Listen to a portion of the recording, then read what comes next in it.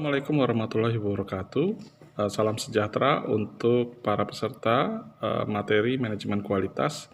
Kita masuki ke sesi 8 dengan topik Tools of Quality. Jadi alat-alat bantu untuk manajemen quality. Di sini kita akan belajar salah satunya mengenai Basic Tools of Quality dari Ishikawa. Kaoru Ishikawa, orang Jepang, mendevelop sekitar 7 basic visual tools, jadi alat-alat bantu secara yang dasar, fundamental, untuk membantu memanage atau mengelola dari bentuk visual dari kualitas.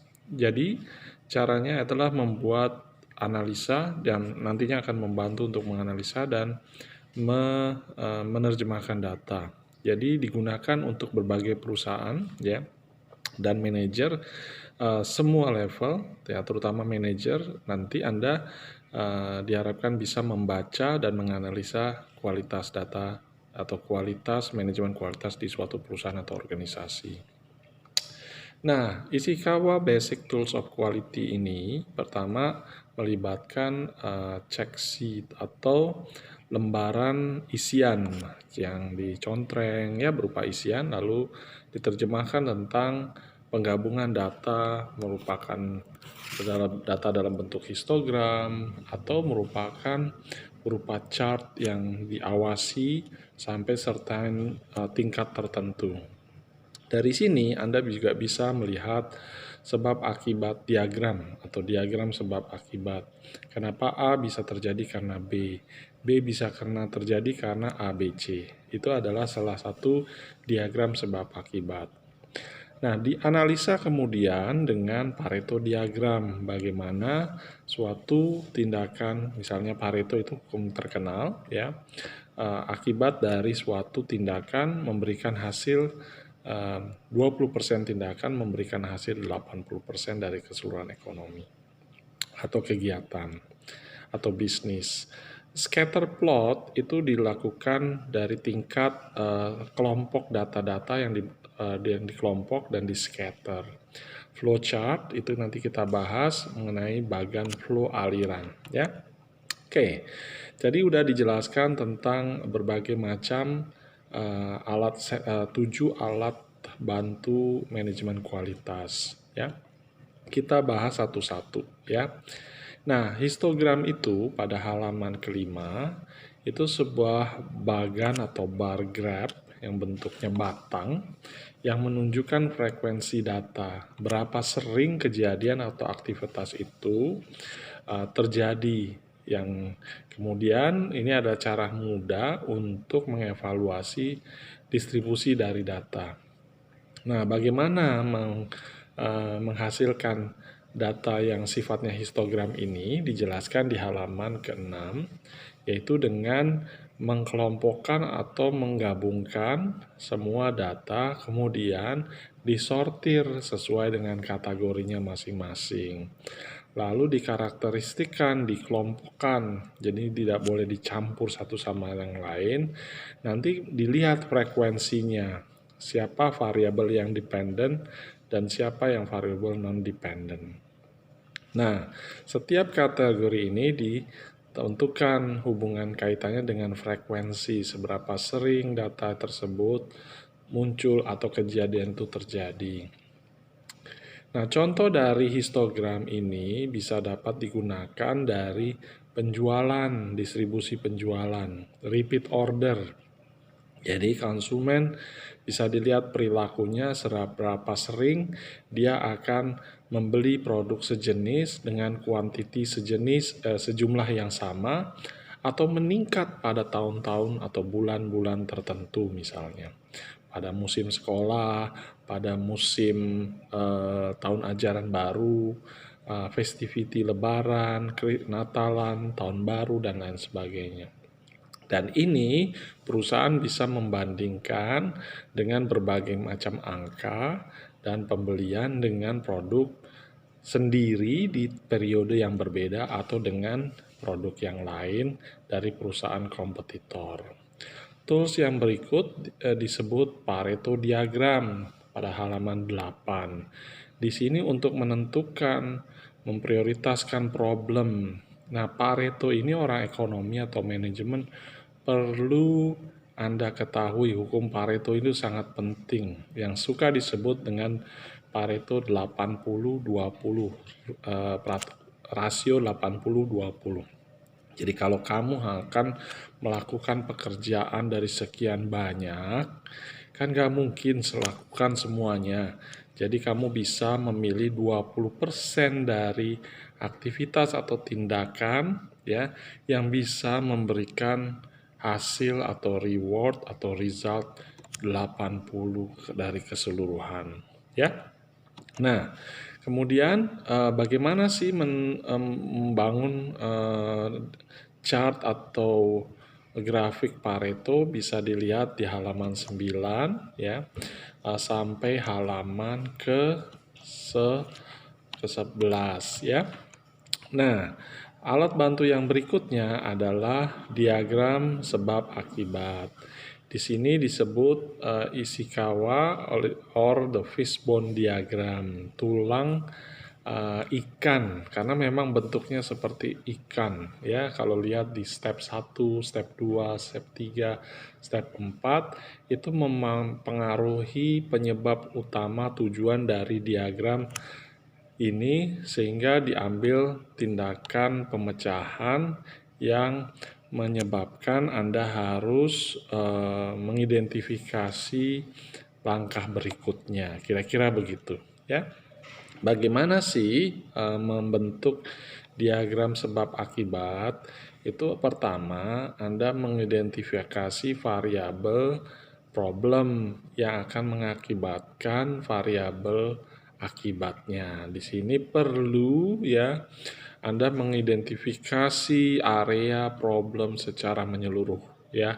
Jadi penguasaan materi, masalah, lapangan ya dari integrated aspek ini perlu sekali dilakukan untuk menyelesaikan atau menggunakan tool ini.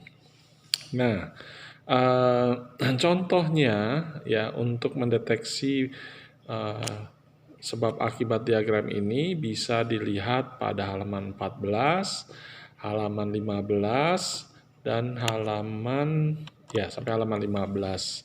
Contohnya di sini adalah masalah transportasi, prosedur, itu akan mengakibatkan pengiriman barang yang salah, ya kan? Ya, tidak adanya konfirmasi dan lain sebagainya itu bisa mengakibatkan barang tidak terkirim. Nah, di sini dibuatlah input-input yang penyebab dari kesalahan delivery tersebut. Ya, banyak sekali masukan-masukannya. Nah, bolehkah kita menggunakan atau menggabungkan tool tersebut? Bisa, ya. Namun dilihat dari isunya sendiri. Kita masuk kepada tool yang keempat, scatter diagram ya. Itu untuk mengidentifikasi gambarnya ada halaman 16 ya, variabel 1, variabel 2 dihubungkan dengan melihat possible kemungkinan hubungan timbal balik atau hubungan antara satu perubahan mengakibatkan variabel yang lain berubah dan akan diobservasi. Nah, contoh dari scatter diagram itu ya bisa dilihat dari production, kecepatan produksi dalam operasi dan bisa melihat number of defective part made. Artinya apa? Kalau number of jumlah barang-barang yang diproduksi itu defektif, maka akan mempengaruhi juga kecepatan produksi karena harus diperiksa kan. Nah, jadi dilihat bagaimana setiap spare part itu di dalam pabrik dicek, di assembly line-nya, speed-nya akan semakin bagus setiap defektif itu bisa ditemukan, maka proses operasional di pabrik itu maka semakin baik. Nah, flowchart. Saya paling suka dengan flowchart ini. Di sini untuk melihat alur kerja proses dari satu step sampai dengan step yang lain. Dan ini banyak sekali flowchart itu digunakan di dalam manajemen kantor maupun manajemen project.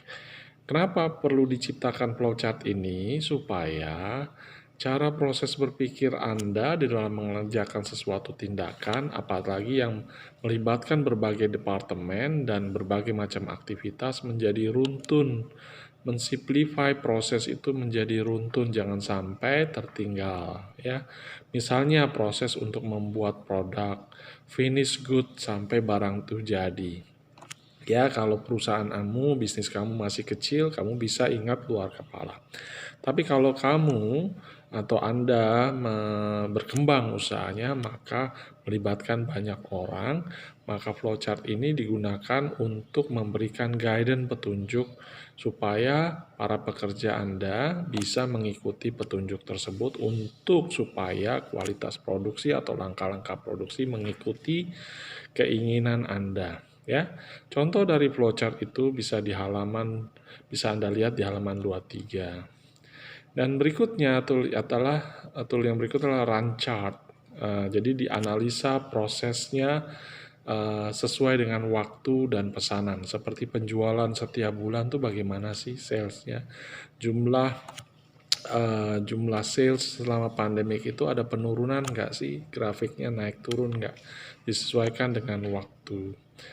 Nah, untuk membuat run chart ini diperlukan data yang dikumpulkan, diorganize, dibuat chart, lalu bisa dianalisa. Contoh penggunaan data run chart ini itu kaitannya biasanya dengan produk yang tiba dan hubungan dengan customer serta sales ya. Control chart biasanya bergunaan dengan sales atau bisnis, pabrik, penjualan ya. Anda ada chart artinya begini. Jadi jangan sampai barang itu ya harganya terlebih tinggi dibandingkan yang lain misalnya. Ada titik stok juga, inventory juga bisa menggunakan control chart ini. Dan berbagai macam cara untuk mendevelop proses control chart itu seperti dijelaskan di halaman 28. Carilah selalu seleksi proses-proses untuk control chart ini yang sesuai dengan industri atau perusahaan Anda. Contohnya, di dalam control chart itu ya bisa Anda melihat bagaimana perkembangan penjualan atau barang defect itu ya, jangan sampai melebihi certain level or pengawasan ya. Nah, itu untuk make sure bahwa control chart itu bahwa produk Anda sesuai dengan standar kualitas yang ditentukan.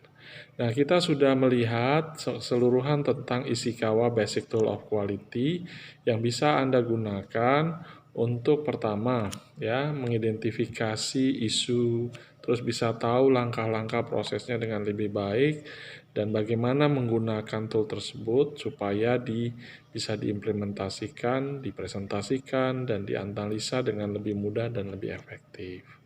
Terima kasih, sampai ketemu lagi di pertemuan berikutnya. Jangan lupa like video ini. Bisa Anda gunakan juga mereview balik menggunakan modul ya, gunakan tugas dan PPT sebagai bahan acuan Anda, acuan mandiri. Terima kasih, sampai ketemu lagi. Salam sehat dan tetap semangat. Saya akhiri dengan ucapan wassalamualaikum warahmatullahi wabarakatuh.